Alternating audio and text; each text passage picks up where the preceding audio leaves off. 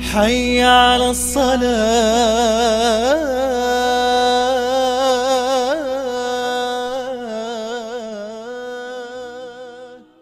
الله أكبر الله أكبر.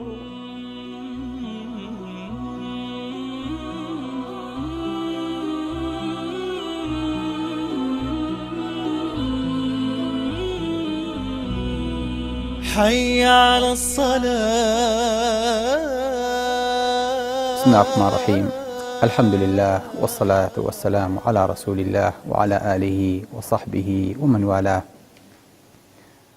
واستعينوا بالصبر والصلاة وإنها لكبيرة إلا على الخاشعين. خی گەورە ئەمرەکا بە موسڵمانەکان پەنا بگرن بە نوێژ، واتە نوێژ بێ بەم قەوی و بە پاڵپشتیان بۆ ئیشی دنیا و بۆ قیامەتیان. یعنی نوێژ ئەبێ بێ بە چارەسەری دەردەکان، نوێژ ئەبێ بێ بە سوکردنی بارەکان، نوێژ ئەبێ بێ بە شیفای دەردەکان، نوێژ ئەبێ بێ بە چارەسەری کێشەکانی ئەرز و ئاسمان. ئەبێ بەو شێوەیە بێ کە خی گەورە فەرمی یا ئەیوهە الەذینە ئامەنوا استەعینوا بالصەبر والصەلاة إن الله مع الصابرين. لایەتێکی پێشوا فەرمێ وەستەعینوا بالصەبر والصەلاة، پەنا بگرن بە نوێژ و بە سەبر. وإنها لكبيرة، نوێژ زۆر قورس و زۆر گرانە. إلا لەسەر چێ؟ إلا على الخاشعين، إلا لەسەر کۆمەڵێک نەبێ کە دڵیان نەرم و ناسک بۆتەوە بۆ یادی خوا، کە دڵیان لەرزێ لە بەرخوای گەورە. نوێژ قورسە، هەموو کەسێ پێی ناکرێ، لەسەر هەموو کەسێ ئاسان نییە ئیلا مەگەر خوای گەورە ئاسایی نەکا. خوای گەورە فەرمێ وإذا قاموا إلى الصلاة قاموا كسالى. منافقەکان کە هەڵەسن بۆ نوێژ، باس نوێژەکەم بکەم، قاموا كسالى، زۆر بە زەحمەت، ئەڵی بەسراوە بە ئەزرەکەوە. ما لكم إذا قيل لكم انفروا في سبيل الله اثاقلتم إلى الأرض. کورۆخۆ هەموو لاشییاوە بەسەر ئەرزەکەیە. ئەنجا ئینسان ئەگەر خۆی لاشی چست و چالاک و سووک بۆ خۆی هەڵەسێ، بەس ئینسانێک کە خۆی یا بە ئەرزە ئەگە مناڵێ بێ بە دوو کەس بەرز نابێتەوە، چکە هیمەتی نییە ئەم لاشەیە بەرز کاتەوە. بۆیە ئیستەعینوا بالصەبر والصەلاة وإنها لكبيرة. نوێژ زۆر قورسە. کورە لە نوێژنەکەی دوایی لێو نابێتەوە، ئەو نە بە قورسی ئەزانێ، ئەو نە بە ناڕەحەتی ئەزانێ. بەڵام با بزانین معنای نوێژ لای ئێمە شەر ئاوایە. بەڵام بۆچی لەسەر خاشع و لەسەر نوێژ خوێنەکان ئاسانە خوای گەورە لەوانەمان حسێب بکە؟ الذين يظنون أنهم ملاقو ربهم، ئەوانەی کە هەستەکەن ئەگەڕێنەوە بەلای خوای گەورە، هەستەکەن ئەچنەوە بەلای پەروەردگاریان. ڕۆژە لە ڕۆژان ئەم نوێژانە ئەبیننەوە، ڕۆژە لە ڕۆژان بە تەنیا لەبەردەستی خوای گەورەی ئەوەستێنرێن. ما منكم إلا سيكلمه ربه ليس بينه وبينه ترجمان فينظر الأيمن منه فلا يرى إلا ما قدم وينظر الأشأم منه فلا يرى إلا ما قدم وينظر بين يديه فلا يرى إلا النار فاتقوا النار ولو بشق تمرة.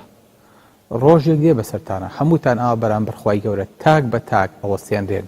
وكلهم آتيه يوم القيامة فردا، هەموو ئینسانێک ئاوا بێ بەرامبەر خوای گەورە بوەستێ.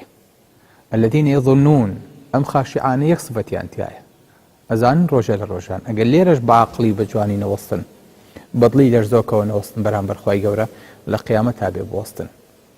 لەبەرەوە باری ئێرەیان، باری ئەولیان سووکەکە، ئەزانن بۆ ئەوەستن، ئەزانن چی ئەڵێن، ئەزانن چی ئەکەن. بۆیە لەسەر شانیان سووکە بێ کاوا بیرەکەنەوە. خەڵکی ئێمە با بیرەکاتەوە لە خوایە. من چەند ساڵە بۆ تۆ نوێژەکەم، کەچی یەک شت نەهاتی بەدەمەوە، یەک مشکلە بۆ حەل نەکردوم، لە یەک قۆناغە دەرە نەچانم، یەک قەرزە لەسەر سووک نەکردوم. بۆ هەر ئیشەکە بەچم ئەبێ بە ئاگر بەدەستمەوە. هیچ ئیشێ لەسەر من ئاسان ناکەی. من نوێژ بۆ چی بکەم؟ وەڵاهی تا ئەوم بۆ نەکەی، منیش نوێژە بۆ ناکەم. سبحان الله. ئەم عەبدەوازانێ خوا لەسەر ئۆپەکی کەوتووە. زۆر تەڵەبمان بینیوە، توێتی وەڵاهی خوا دەرم نەچێ نوێژی بۆ ناکەم. وإنها لكبيرة، زۆر بە قورسی زانیوە. باوکی من ئەگە تۆ وا لە نوێژ حاڵی بووبی، تۆ تا ئەستا نوێژە نەکردووە هەتاوەکو خوای گەورە بێ بەدەمتەوە.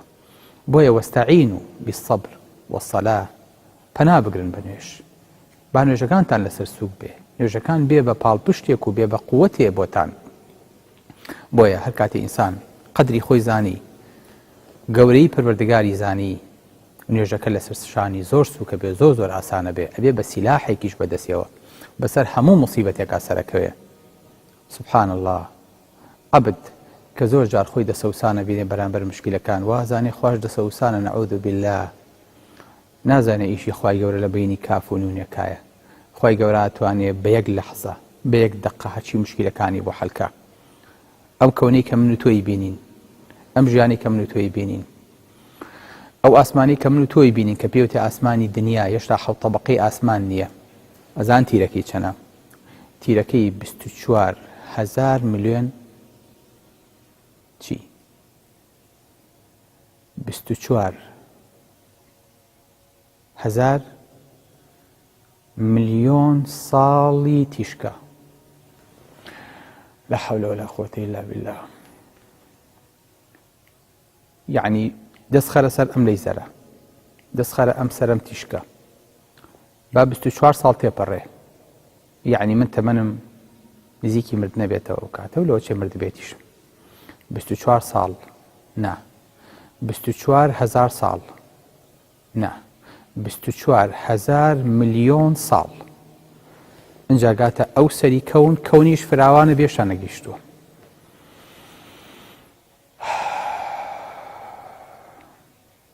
ئەمێشتا ئاسمان یەکەمە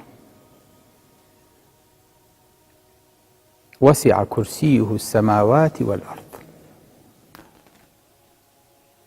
يعني تۆ لەگەڵ ئەم خوایە تعاملەکەیت لەگەڵ ئەم پەروەردگارەیە تعاملەکەیت ئیستیعانە ئەبەمە ئەکەیت ئەچیتە خزمەتی ئەمە تر لەم سیلاحە گەورەتر لەم قووەتە گەورەتر بەدەستەوە بێت چی بێ لەبەرەوە من زۆر جار بەزەین بە ئینسانی نوێژ نەخوێنایەتەوە دکتۆرەکانمان زۆر جار کە لیان نەقومێ لە کاتی عەمەلیاتی قورسە ئەڵێ هەتا نەبی بە جەڕاحی گەورە و لە کاتی عەمەلیاتە لێو نەقومێ نازانی قووەتێکی تر لەسەر و خۆتەوە هەیە لە تۆ دەسەڵاتدارترە ئەتوانی لە کاتی تەنگانەیە پشتی پێبەستی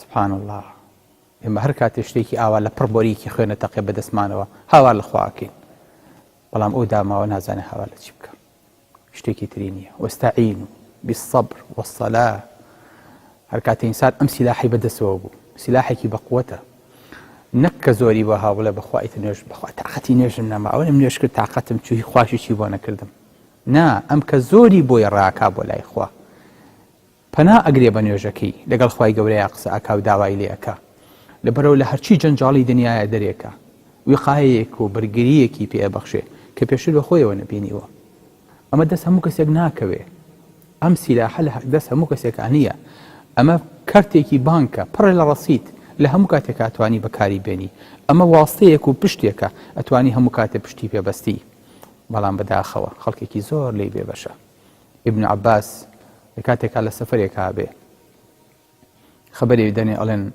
قوثەمی برا وەفاتی کردووە ئەڵێ ئینا لله لە سەفەرا بیت لە غەریبایەتیا بی براکەت چەند مانگە نەبینی بێ خەبەری مردنەکەی و بەنێ لە ئینا لله وئینا ئیلەیه ڕاجعون دوایی هەڵەسێ دوورکات نوێژەکە لە تەحیاتەکەیە زۆرە مێنێتەوە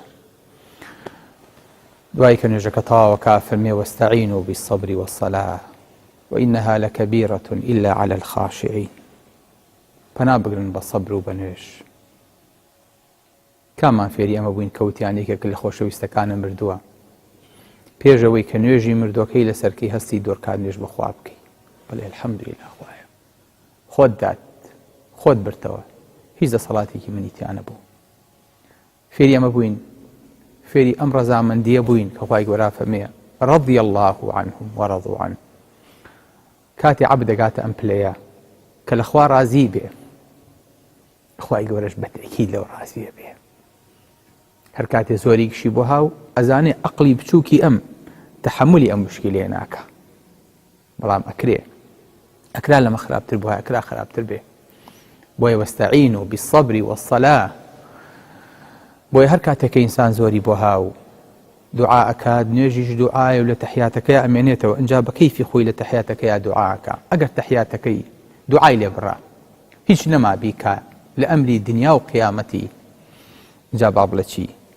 بڵێ اللهم إني أسألك من الخير كله عاجله وآجله ما سألك به عبدك ونبيك محمد صلى الله عليه وسلم وأعوذ بك من الشر كله عاجله وآجله ما عادك به عبدك ونبيك محمد صلى الله عليه وسلم. چکە دوعایەک نەماوە پێغەمبەری خوا صلی الله عليه وسلم نەیکا، شتێک نەماوە پێغەمبەری خوا پێی پێ نەبا ئەڵێ خوایە من داوای هەموو شتێکت لێ یەکەم کە پێغەمبەرەکە داوای لێ کردی. ڕق کۆپی پێستی دوعاکانی پێغەمبەری خواکەی تەلای خۆ صلی الله عليه وسلم. هیچ شتێک نامێنێتەوە. ثم ليختر من المسألة ما شاء. دوای بە هەرچیە داواکە، هەر شتێک حەزی لێیەتی با داوا بکا لە خوا، داوای هەموو شتێکی لێ بکە. اللهم إني أعوذ بك من عذاب القبر ومن عذاب النار ومن فتنة المحيا والممات ومن فتنة المسيح الدجال. داوای هەموو شتێ لە خوای گەورە بکە. واستعینوا کورە پەنا بگرن. پەنا بگرن بە چێ؟ پەنا بگرن بە خوا. بە چی؟ بە نوێژەکانتان. عوروەی کوڕی زوبەیر خوشکەزای عایشە ڕەضی الله عنه دایکمان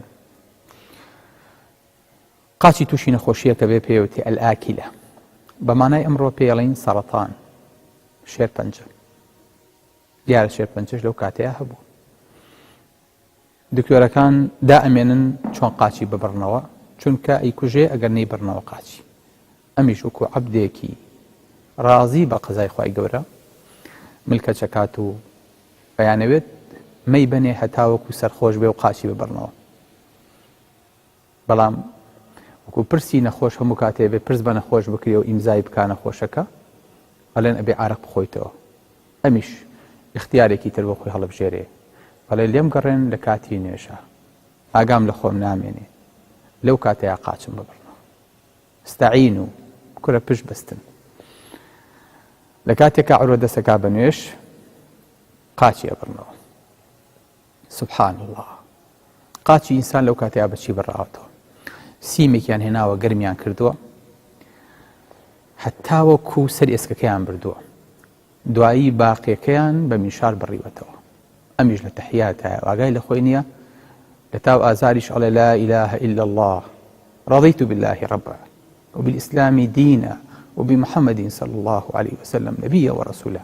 هەتا لەوەش خۆیەچێ، هەتاوەکو ئەو حەدە لەهۆش خۆیەچێت و قاچەکەم بەناو زەیتێکی کوڵاوە بۆ ئەوەی کە نەزیفەکە بوەستێنێتەوە.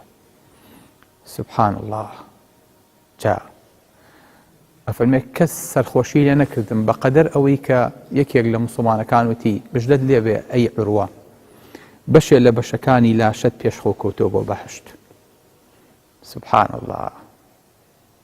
ئینسان لە کاتی نوێژە قاچی ببڕنەوە ئاگای لە خۆی نەبێ، بەنج بکرێ و ئاگای لە خۆی نەبێ.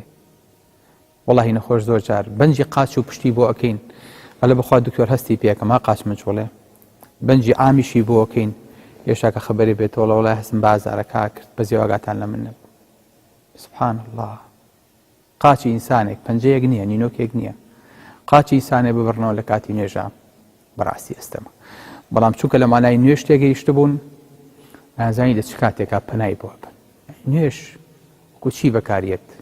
وەکو بەنج بەکارێت، وەکو پەناگەیە بەکارێ. ئینسانی موسڵمان لە کاتی تەنگانەیە ئەتوانێت پشتی پێ ببەستێ. بەڵێ خۆشەویستەکەم، ئەگەر زۆرت بۆ هاو نوێژ بکە. ئەگەر فەقیر بوویت، معاشت نەبوو، قەرزار بوویت، نوێژ بکە. خۆی گەورە فەرمێ وأمر أهلك بالصلاة واصطبر عليها لا نسألك رزقا. يعني ئەگەر ڕزقت ویست بچۆ نوێژکە و مناڵەکانیشت ئەمر پێ بکە بە نوێژ، یعنی مشکلەکە بۆ حەلەکە. سبحان الله. نوێژ مشکلی ڕزق حەلەکە. بەڵێ لەمە سێکتتان پێ بڵێم پێغەمبەری خوا صلی الله عليه وسلم لە کاتێکە مانگ و ڕۆژ ئەگیرێن فەرمی الصلاة جامیعە خەڵک کۆ کاتەوە نوێژەکەن. خوایە نوێژ ئەبێ ڕەبتی چی بێ بە قانونی ئەرز و ئاسمانەوە. خۆ پێغەمبەر خۆیە فەرمێ إن الشمس والقمر آياتان من آيات الله لا ينخسفان ولا ينكسفان لموت أحد. بەڵام هەر کاتێک ڕۆژ گیرا و مانگ گیرا ئاەتێک لە ئاەتەکانی خوای گەورە بەهۆی مردنی کوڕەکەم و ئیبراهیم نەگیراوە، بەڵام هەر کاتی ئەمەتان بەسەر هاو بچن نوێژ بکەن. یعنی نوێژ غەزەبی خوای گەورە ئەشارێتەوە، مشکلەی ئەرز و ئاسمانیش حەلەکا پێکەوە، مشکلەی کەون حەلەکا پێکەوە. کەواتە وەستاعین واتر کاتێ زۆرێکتان بۆ هاو پەنا بگرن بەچی پەنا بگرین بە نوێژ هیوادارین نوێژ بار نەبێ بارسوکەرێ بێ لەسەر شانەکانمان نووری دیدەکانمان بێ لە کاتی تەنگانەیە پەنای بۆ بەرین وەکو چۆن پەنا بۆ سەبرە بین. سلام علیکم ورحمة الله وبركاته. حي على الصلاة